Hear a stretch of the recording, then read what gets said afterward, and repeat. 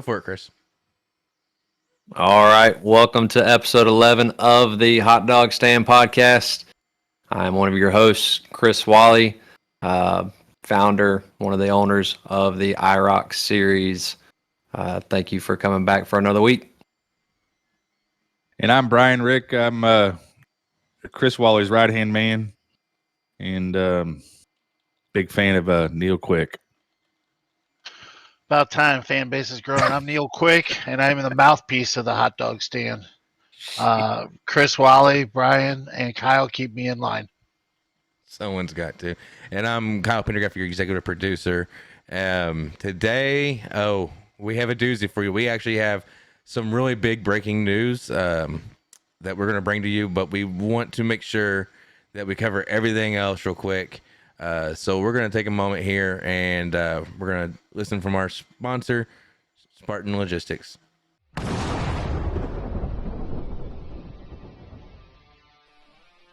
Spartan Transportation and Spartan Logistic Management is your one source for all your shipping needs. 53-foot dry van shipments, auto transport shipments, full-service in-house brokerage, drop lot facilities, just-in-time deliveries to all auto manufacturers, facilities in St. Louis, Missouri, Kansas City, Missouri, and Indianapolis, Indiana. Spartan Logistics, LLC, proud sponsor of the IROC series, Kyle Steffens, UMP Modified and Silver Crown driver, and Gordy Gundaker, World of Outlaws late model. Visit us at spartan-logistics.net or find us on Facebook. Are we starting that yet? Yeah. All right, boys. Flag stand news for the week. Actually, 2 weeks. Let's just kind of combine a couple things. We're going to start off with Kaylee Bryson. The Silver Crown Series last weekend in Springfield. First female driver to start a Silver Crown race from the front row outside.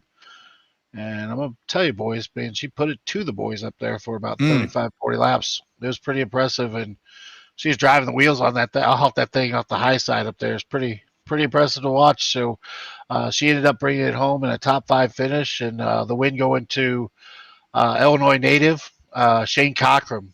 Been trying to win the Bettenhausen for a long time. Yeah, the captain getting it done up there. So that was kind of the dirt Springfield Silver Crown race. That basically was not last weekend, the weekend before. A little bit more flag stand news. I know that the National Open ran for the World of Outlaw Sprint Cars this weekend. And the posse ended up putting it to the Outlaw guys. Lance DeWeese cashing in $75,000 up there, followed by Brent Marks, Anthony Macri, Spencer Baston, David Gravel, Justin Peck, Jacob Allen, Danny Dietrich, Carson Macedo, and James McFadden to round out the top 10 up there. It was getting a little cold, chilly, and wet up there. They were battling still, a little bit of weather stuff, but ended up wrapping up the National Open, so they'll be heading to the World Outlaw Finals. Next stop, basically, for those guys. So some of the dirt news that's going on. NASCAR stuff through the weekend. This weekend, Ty Majeski gets the win in the Camping World Truck Series. Second win here in playoffs. Really, really looking strong for ThorSport. Big news out of the weekend, kind of still carrying over, is the fact that teammate Ben Rhodes locked in by getting a 4th place finish there. So a little bit of possibly controversy going there with the fact of Christian Eckes and Matt Crafton. Have to see if NASCAR opposes anything after that, but Stewart Friesen really not happy with the way that they kind of protected Ben getting into that final playoff spot. So that was kind of the Camping World results from Homestead. Well, before you go on, Neil, let's dive into that a little bit, because here we kind of dealt with this just a couple weeks ago in the Cup side with controversy over teammates potentially changing or helping change the outcome of the race to help advance a teammate to the next round. I mean, what's your all's take on what's going on in the Truck Series this past weekend as far as how that goes? My own opinion is I think NASCAR's created this own problem of theirs. I mean, even at the Roval a couple weeks ago, these teams are dead set on trying to get their drivers and teams into those final playoff spots, and it's like we've discussed earlier, guys. I mean, if all 4 of us are on a team and two of us have no chance of getting it in, and we're all running together, I'm sure you guys are going to run interference for us, even if we're not communicating. You're going to do whatever you can to get your teammate into that final playoff spot. Absolutely. I'm not a big fan of what I'm watching going on, and I think it's going to get worse and continue to go on back and forth. In NASCAR's eyes, they just like to penalize and cash in on this part, and I'm not a big fan of it at all. I think we've discussed this before. I think the series needs to be looked at, and all three series, when I say this, all three of them need to be looked at. We need to actually go back to a situation that we race 25, 30, or 35 races, whatever series it is. The guy that starts out, busts his ass all year long, performs team-wise. At the end of the year, that guy, that driver is a team. If they're sitting in first place, they're the champion. Right. I don't know what your guys' else opinion. I'll throw it around here. Let's see what you guys think. Yeah, I mean, with where the format is right now, it's hard to get mad at guys helping their teammate, because at the end of the day, their paycheck is cashed in, or wrote out by the same guy that's whoever they're helping, and it's within the realm of, to your point, what they've created at this moment. Best way to get rid of that, get rid of the playoffs, go straight racing. We even saw it in our own league here last year. The McCanns kind of helping Schofield get in at Daytona. You look at that and go, okay, well, why might they do that? Well, that knocks out somebody else out of the playoffs. And so it definitely has changed how racing has been once you get into the playoffs. And I definitely think that it's beneficial to get away from that playoff system. Well, I mean, looking at this event over the weekend, and I basically started this after the race the other day by sending you guys a link with a fake post on Twitter out there. Go figure. Somebody already addressing that Thor Sport's been penalized and all these massive fines and stuff. NASCAR hasn't commented or hasn't made a ruling on this. But at what point, I mean, if there is no radio evidence of us talking back and forth and us doing something to hinder, I mean, where do they come in and pass judgment on this and say, oh, you guys had a faster truck than you two were faster than your teammate, you should have passed them? I'm playing God with the rules. They're doing no different than what the drivers are doing, protecting that teammate. You know what I'm saying? Absolutely. I mean, if I've got you said it, if I've got a teammate that I can help get in, if I'm not in it and I got a teammate that I can help get to the playoffs, then by God, I'm going to help him get to the playoffs and get in there. So, and two, you want to be a good teammate, not only for right now in the present, but for whatever your future is too. Yeah. When your contract comes to the end and they go, well, you didn't really help us out 2 years ago when this happened. Or Right. if you're going to a new team, maybe they don't want to sign you if you're not going to be a guy that's willing to. It's a great point. Somebody out. Yeah. Well, That's going good. back to the situation, just kind of reiterating just some of the stuff from the weekend. The Final Four did get locked in for the Truck Series. I know that Majeski's got 2 wins. He's locked in. Zane Smith is locked in also. Chandler Smith and Ben Rhodes. So you have 2 Thor Sport trucks. You have Chandler Smith in the Kyle Busch Motorsports, and then Zane Smith there in the 38 DGR truck. It's going to be an interesting deal. Chandler Smith is actually the defending Phoenix race winner, so going to Phoenix there probably looks to have a little bit of a leg up, but you know the way these races go, anything can happen. That's for sure. Especially in that series. Yeah, no doubt.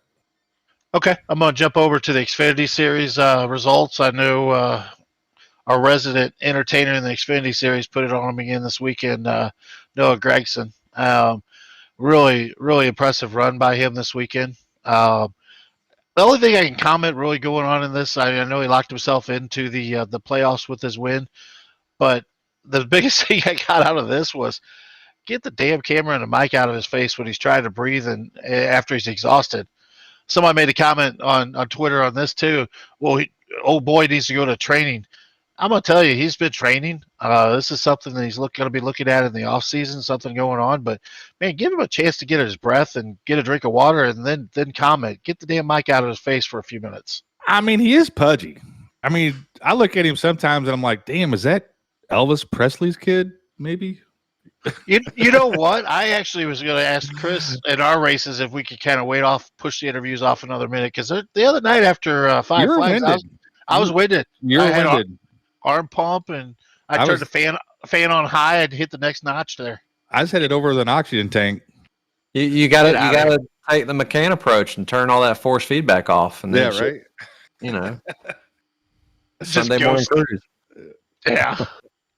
So Xfinity Series looks like everybody's locked in going to Phoenix on that deal here. Let me see if I can pull up and make sure I tell you guys right here. I know Gregson's locked in with his win. Basically, after that point, trying to find out who all the guys are here. I'm sorry. Should have 2 junior motorsports cars locked in right there, shouldn't they? Yeah, that's what I was thinking. Isn't the Allgaier cars locked in too? Mm-hmm. And is Allmendinger locked in also? I believe so. And then who am I missing? The Gibbs car, I guess. Well, the 8 won last week, didn't he? Yeah, the 8-1 last week. He's been winning almost every week in the playoffs. So I would be very surprised if the 8 or the 9 don't come away with this thing. Actually, it's the 8. Josh Berry won. Josh Berry won last week. Okay, and Gregson. I'll tell you what. That's a story that we can talk about at a later date. But I'd like to jump on that topic a little bit at some point with Josh, because I'll tell you what, his come up has been amazing to watch. Yeah. You guys big fans of Josh Berry? I am. Yeah. I like definitely. Just for the fact that he came up the old school way, in my opinion. 100% raced his way in there. Yeah, waited his turn. It's kind of like the Cinderella story in a way. Yeah, right. And if the 8 or the 9 don't win that championship this year, it's a fail to me. Yeah, they really have got their program together. I mean, watching what Gregson's done here in the playoffs, Josh getting in last week at Vegas with the pass around Allmendinger. I mean, you would think that they would be kind of locked to win the championship. So it'll be interesting to see how that all plays out. I mean, definitely got to be pulling for one of those guys. I mean, I'd like to see Gregson win it, but I like his flashy, don't give a shit approach to anything, basically. You know what I mean? Yeah, same. That camera's probably just looking for that next puke shot. That's what they're doing. Right. If it went already in the cab of his car. Yeah. You guys can't tell me you haven't puked in one. I mean, it's all happened, right? I can't win, so I don't know. Yeah. All right, back to Cup Series. One word coming to mind here, just domination. I mean, old boy in the 5 car really put it to him this weekend, and just, I mean, a driving clinic. I think his quote was, "Hope everybody enjoyed that ass whooping." Yeah, he gave him an ass whooping. It was really impressive. I mean, the only car that really could give him any bit of a fit was the 19, and he took care of that on pit road. Looking at that, I heard some people talking about as far as the sun starting to set, being in their eyes. Obviously he's right on his bumper there. Do you think that is a situation of maybe Truex got up on his We'll pit? actually cover that here in just a little bit. Okay, very good, very good. But yeah, Kyle Larson running around the high side the way he does is so impressive. I mean he had that car closer to the wall than any NASCAR I've seen to date. I'll tell you what, if he had a piece of tape on the side of his car, he could pick up a quarter off the wall. Yeah, that guy is unreal. I was watching an in-car videos, like one lap worth, and literally he didn't come any more than a foot off that wall, and that was only in the straightaways. In the corners, he was 6 inches max from the wall. Think about what it takes to do that. I mean, that's... Well, speaking of that, did you guys hear his interview that I I mean, I heard it on NASCAR Race Hub tonight. They interviewed him, and Kyle said, he goes, the only time I would have a problem or get into the wall is when I was trying to hold back or let off thinking I was going to get into the wall. He goes, if the harder I drove it to hit my marks, it was easier to stay off the wall. Yeah. Which it was kind of interesting to hear him say that. It's pretty impressive. Car was dialed in. Man. It was. Looking at the way the race did finish, I know Ross Chastain continues to another second place finish for him there. Him and Allmendinger had a great race there for second and third to finish out the race. But looking at the top four and the elimination line here going into Martinsville this weekend with 2 races left, you got Joey Logano. It's in on a win. Ross Chastain, 19 points back. Elliott, 11 points back. And Byron, +5. After that, the elimination line, you got -5 Hamlin, Blaney, -18, and Bell and Briscoe with the Hail Mary. Bell's 33 out, and Briscoe's 44 out. And unfortunately, he had some bad luck this week at Homestead there, too.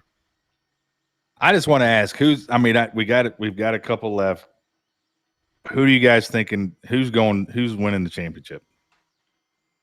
I know we're doing picks, but who's winning this thing? If I have a pick right now, if you tell me right now I got to pick somebody, I'm picking the number 1 car. Yeah. Art wants to tell me to go with him because I've been impressed with him all year. But my brain says go with the 9 car. I think Chastain gets it done. Part of me, well, I know it's a long shot now, but part of me wants to see Cole win this weekend at Martinsville, which I highly doubt is going to happen. So I'm pretty sure he's probably locked himself out of the playoffs. But if by chance let's say he does win, or he gets advanced into the playoffs, I think he'll win Phoenix. I think he can win it all if he can get there. It's going to be good. It definitely is. Not Cole. I'm sorry. Chase Briscoe. Chase Briscoe. Yeah. I knew what you were thinking. Briscoe's really,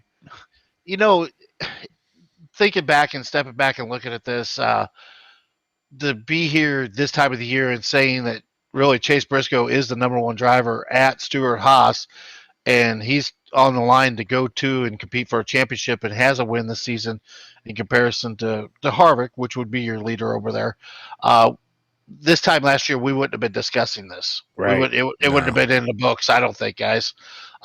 It's interesting to see that. But really, the wild thing, asking you guys the question out of this, nobody picked Logano. I can't stand. You mean Jerry's? What's his name? Jerry. Who's the? I can't even think of it. I can't stand that guy. I think Hamlin gives the best impression. I can't stand it. I don't know. The guy's a good race car driver, but I don't like him. Sorry, Joey. All right, that's basically what I got news on. Just some wrap ups with some highlights through the weekend. So I'll toss it on to you guys. So we're gonna cover some more flag stand news here real quick.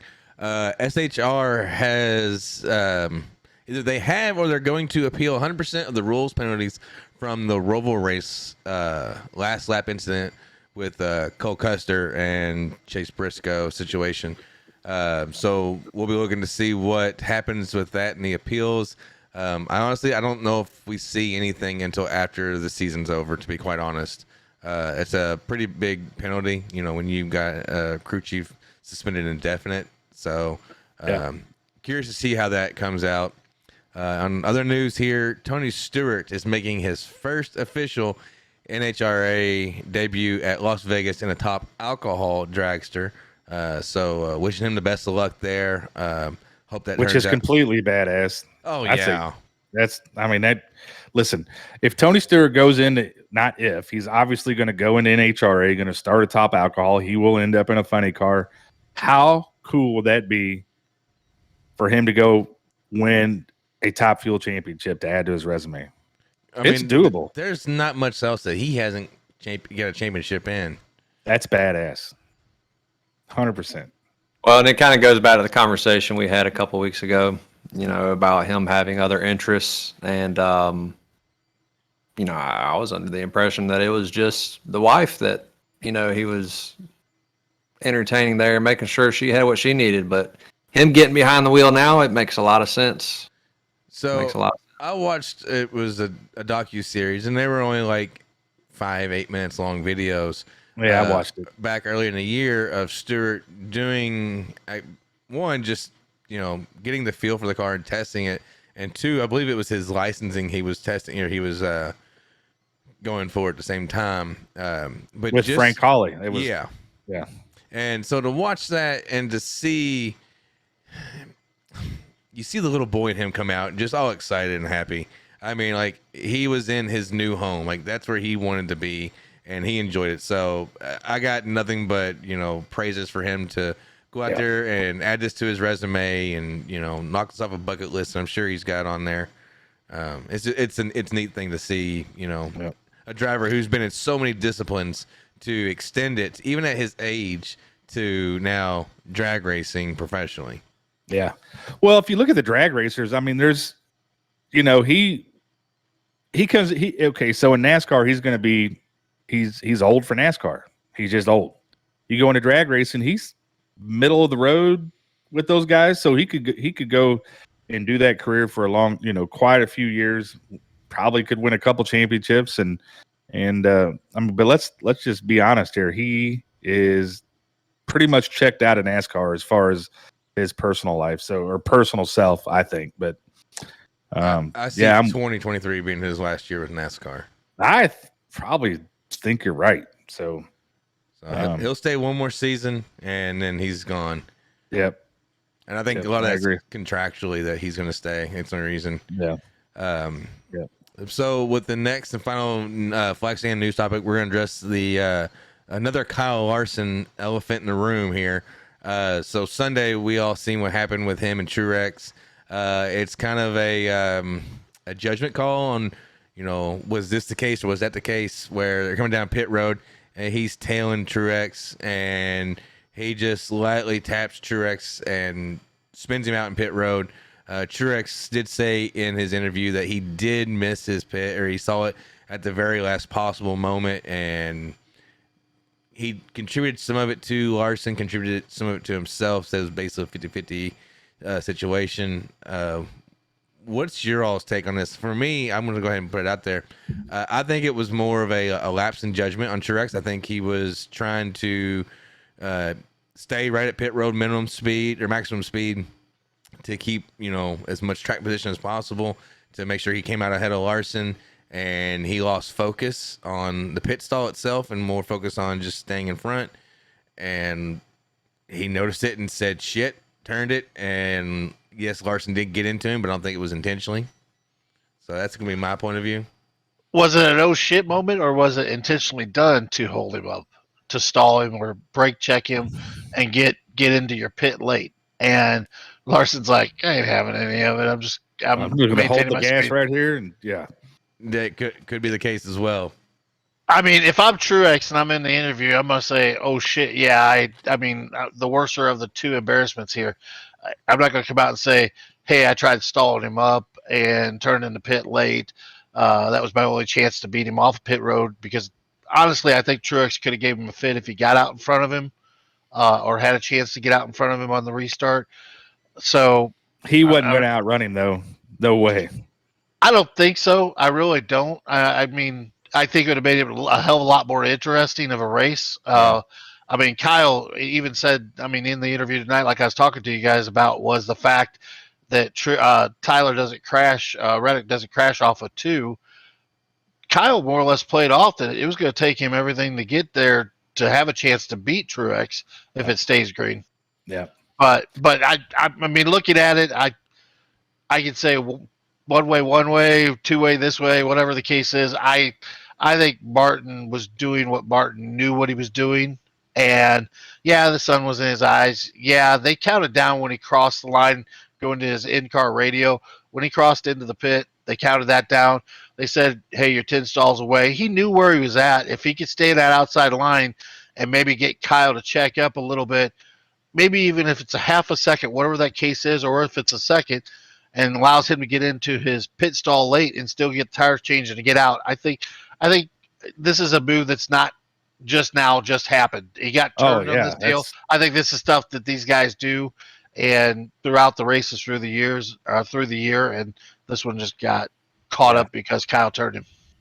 Look, I figured that, and I had messaged you, Neil, and I was like, Truex gonna get out of the car at the end of the race, and he's gonna be like, that son of a bitch turned me. He didn't do that. He got out of the car and said, I think I might have messed up there, but I'm with you, man. I think that was some strategy that Truex was playing, and Larson wasn't going to have any of it. And I'm not calling Truex a liar by saying that the windshield was dirty or hard to see to get into the pit box, and I got in late either. I mean, I've seen it, and I was in Kyle Larson's car through 2 cameras. I seen his pit stall, so. Yeah, definitely. So that's an angle that I hadn't really thought about, because I was all about, the sun is beaten down, and obviously he wants to get in and out of his own pit as fast as he can, but I mean, it makes sense, the cat and mouse game that goes on pit road, the race within the race there, that I'm sure that's something that Kyle probably knew ahead of time to look for and was prepared. Oh, he was definitely prepared. Well, yeah, you got to put yourself in Truex's situation, and I think we've all been there with the racing that we've done. I mean, we've tried some of these cat and mouse moves, and some of them work and some don't work. I mean, I'm not going to bring any names into this, but we'll save that for another episode. All right. Well, with that being said, for the viewers of the show, if y'all have any comments towards this, I'd love for you all to comment down below your all's thoughts on this situation, and also be sure to hit the subscribe button. We greatly appreciate that. But we're gonna take a minute and we're gonna hear from our other sponsor, R&R Racewear. R&R Racewear, your source to all custom racewear apparel needs, and home to iRacing apparel. Check it out today at rnrracewear.com.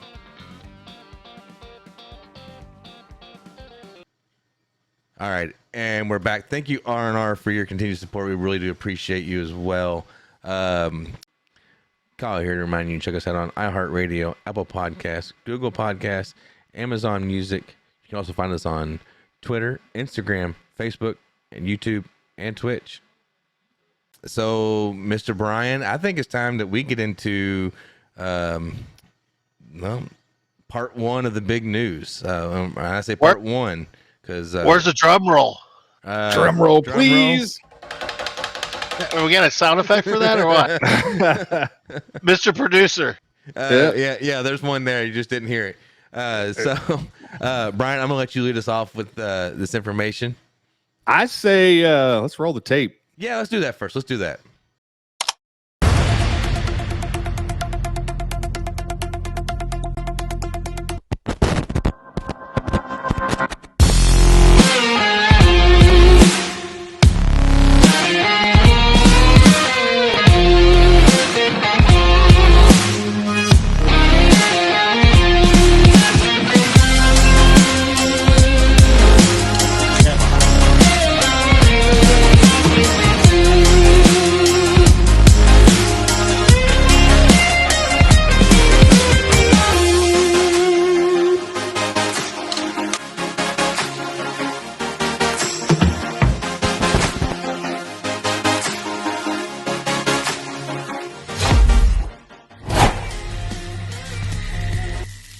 Hey, can you believe it, guys?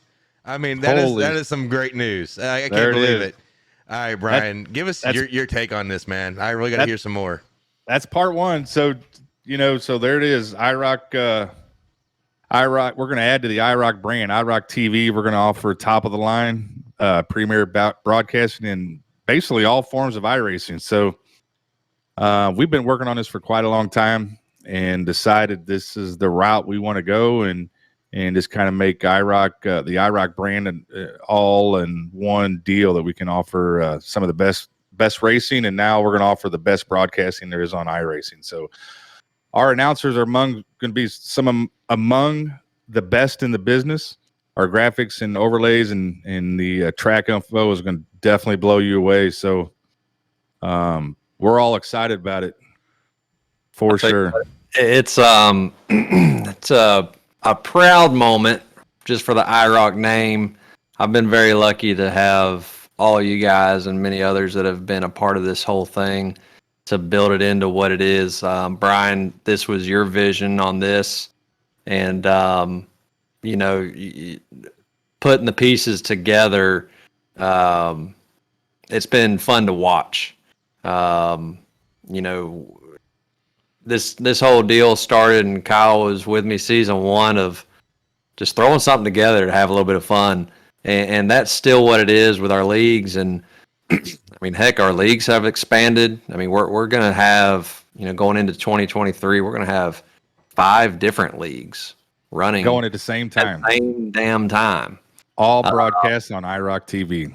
Yeah. And then, you know, we've got this podcast going to be on the TV. It's awesome. It's just an awesome time. And it's not going to be just IROC, you know, it's the IROC name on the TV there, but we're going to see some damn good racing and other podcast shows, I'm sure, that'll come through that'll be a part of this deal. Yeah, absolutely. So I'm going to add real quick. So, you know, when IROC TV is going to come out, and we're going to come out with a bang. We're going to be the title sponsor for this year's VLR Gobbler 100 street stock race on November 15th at the virtual Lucas Oil Speedway. That race pays $1,500 to win, and we're excited to be a part of that as one of our first deals. So definitely, there's some big things. You know, that's only part 1 of this whole announcement, and part 2 is probably going to blow you guys away. So definitely stay tuned on that. You know, I'm looking forward to though about that race. I'm looking forward to being in the ears of the commentators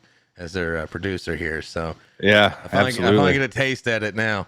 But yeah, dude, I'm really excited for this. This is some really big news. Granted, you know, we've all known that, you know, this was, you know, a work in progress that we've been really trying to hammer down. And Brian and Chris, you both really did a bang up job getting it situated and looking at the spreadsheet. You know, you all got it organized like no other. So this is going to go off great. I think this is going to be something great. You know, Chris, like I said, I've been here since day 1 of the IROC series. I've seen the changes. I've seen the ups and downs. I've seen the comers and goers. And I tell you what, I'm so happy to be a part of this and, you know, have seen it from the inception basically till now. So I do want to add in some information about some changes that our viewers will see and some things that they will get now. So IROC TV will stream and record content to play on its YouTube channel.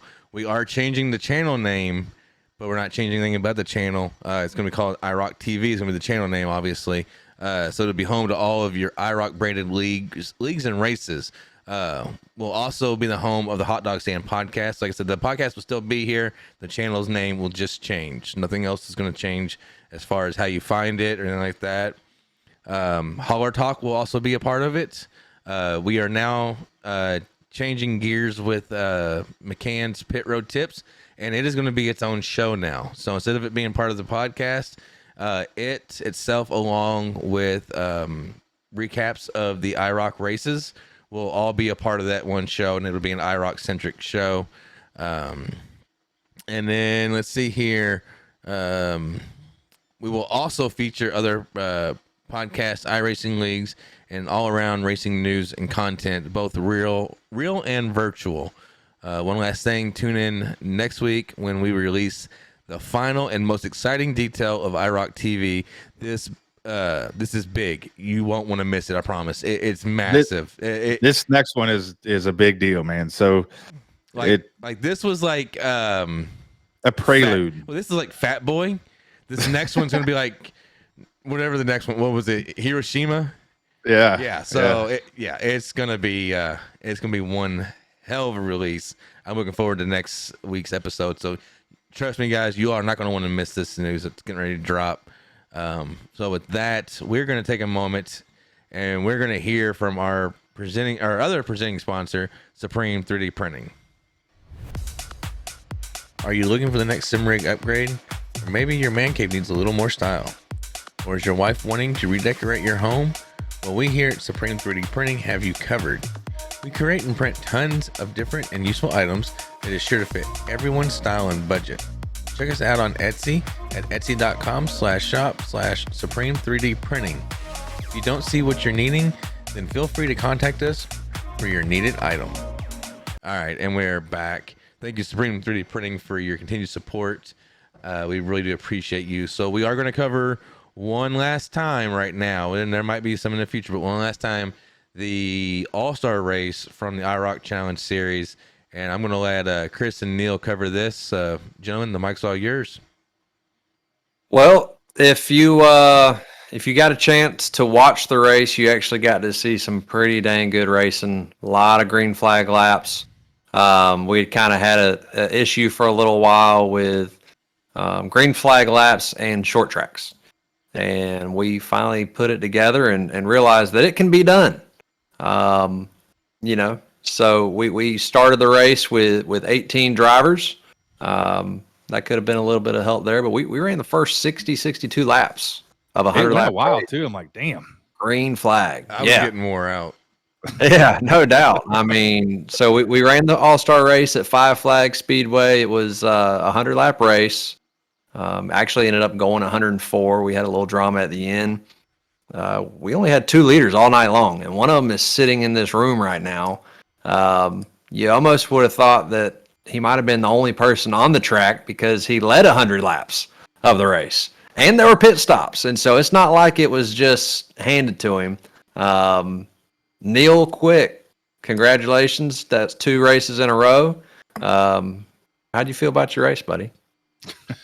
Man, I'm going to tell you, like I said in the interview, just had a good hot rod all night and had to for that first long green flag run you guys are talking about, or what Chris brought up was, man, I'm going to tell you, Aaron was on my back bumper the whole way. And, yeah, but yeah, he was there. He was ready to capitalize on any mistake that I had, and just elbows up on that part, and got that caution flag, and it timed out right for us, and those restarts from that part on was just nothing but elbows up and just doing whatever I could to stay out in front of him. So really for myself, it was a good race, and definitely one day not never forget it anytime soon. I mean, it was one of those races you get done at the end of the night and you go, hell yeah, this is one you want to win. So, and for myself, it was a bucket list race to win the All-Star race for IROC Series. So having 2 wins back-to-back with the help at Daytona the week before, I'm going into Michigan, and I'm going to tell you, they're building one hell of a cheater motor right now. So you're not going to win that one. Yeah, I'm not going to let you. I'm laying it out, and I'm hoping Brian McCann and Aaron Smith and the Medfords, everybody's listening. The 2 cars are going to be up front, so come and chase it. Well, you remember right before we took the green flag there, you were given a little tap, Well, that was under caution at a slow pace. I'm going to have to just ramp that up at a higher speed, at a higher pace, and just scoot you out of my way. So I'm sorry, but the weapon will be up there. That's what I'm afraid of. I mean, truly, if there's something to be scared of, it is the weapon, the 14 car. You did say that if the weapon's in front of you, you got nothing to be worried about. So why not just let me in front of you all, and you don't have to be worried? With the confidence that I'm going into Michigan with, and I'm just kind of rubbing this in just to make it even rougher for everybody else. I think that I could start at the back on Thursday night and still whip their asses. Woo! So I'm looking forward to this one. Yeah, that's a cold shot right there. And just to give everybody an idea of how close the racing was, okay? So Neil's average lap time, 22.329. All right. Aaron, who finished second, Aaron Smith, had a .331. Brandon Medford, .333.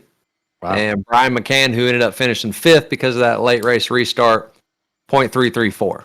So, I mean, you're talking about this is average lap times over a 104-lap race where these guys weren't given an inch. I mean, you could throw a blanket over y'all and cover y'all up. So it wasn't like it was just a walk in the park where you could run away at Michigan. We're talking about a half-mile short track. It's smaller than that, technically. Elbows up and getting after it.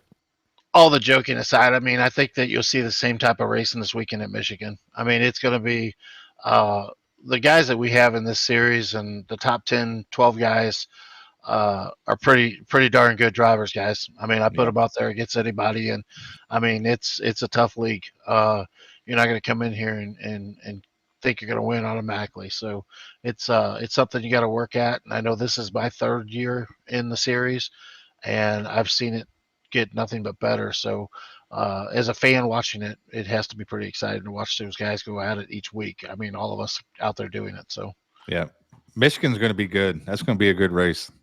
I think so. I mean, that's one of those tracks where you can run 4 lanes wide if you want to and still race. Have different strategy, top or bottom. well, and I think that, I mean, like we were talking earlier, Chris really runs good there. I think he'll be one of those guys that to be really tough there. Kyle's got the speed. Brian, all these guys. I mean, you're going to make that field even wider. And if there's a mistake or somebody makes a mistake, who only knows? I mean, the other exciting part about this is playoffs, first round. Yep. Win it in. Yep. And Kyle, I'm going to need a little love tap there coming to the green. It seemed to work for Neil last week, so I'll take one of those. Oh, well, that race will be not this coming Thursday, but the following Thursday. We do have the week off, so you will be able to catch that on Global Sim Racing Channel on YouTube as well. So be sure to check it out there, watch them, give them some love as well. We'd love to have you all participating in the chat, watching us hopefully go out there and kick Neil's ass, but we'll see. November 3rd. November 3rd is the date. All right. November 3rd. And while we're on the topic of dates and whatnot, the IROC Roval series is still a go. We are scheduled to start November 6th, Daytona Road Course. Right now, we have a pretty good sized field, continually growing. We do run participation or recruitment races mainly on Sunday nights at 7 or 8 p.m. Eastern. Just depends on availability at the time. So be sure, if you're interested in that, come check out the participation recruitment races. And if you're interested, we'll get you set up. Always recruiting new people. We'd love to have a handful more drivers for that. So mark your calendars for November 6th for the initial race, and that will be on IROC TV. Am I correct there, Brian? That is correct. All right. You'll find it right here in this channel where you're watching us now on YouTube. But it'll be under the IROC TV name from here on out. With that, has anybody else got anything about this past Thursday night's All-Star race? No, I want to give a little love to the Roval series for a minute. Kyle's been putting in a lot of work there. I think that's going to be a fun little league. Something different. I know, me personally, I haven't seen something that's just based on Rovals alone. A lot of people probably don't even realize that some of these oval tracks have road courses in them. And 15 to be exact. Yeah, and if you enjoy road course racing or think that, hey, this is something that I haven't done a lot of but are interested in, even the vehicle that's being ran is good for anybody trying to get involved. Absolutely. So if you have some interest there, definitely come find us. Facebook, as you mentioned, the IROC series. Check it out and come race. Yeah, links will be in the description as well on how to get to the IROC Facebook page. We are running the Mazda Global MX-5, which is a very great beginner road course car. You can really abuse these things, throw them around, and they're not extremely, fast. So you can handle the corners like no other. They're just an all-around fun car. I think it's great for season 1. And once we get to about race 4 or 5 in season 1, we'll start planning season 2 as we go along. So with that, we're going to go into our NASCAR playoff picks for Martinsville. And Brian, you hit the nail right on the head and got Larson. So you get first pick, and you have been stewing over this pick now for the last hour and a half. So I'm ready to hear what you got. I'm going to take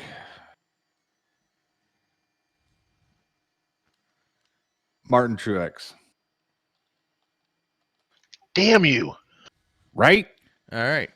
It's a good pick. It is.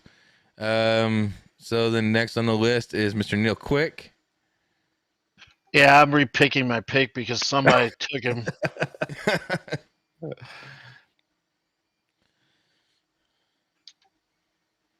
I'm going to take Eric Jones.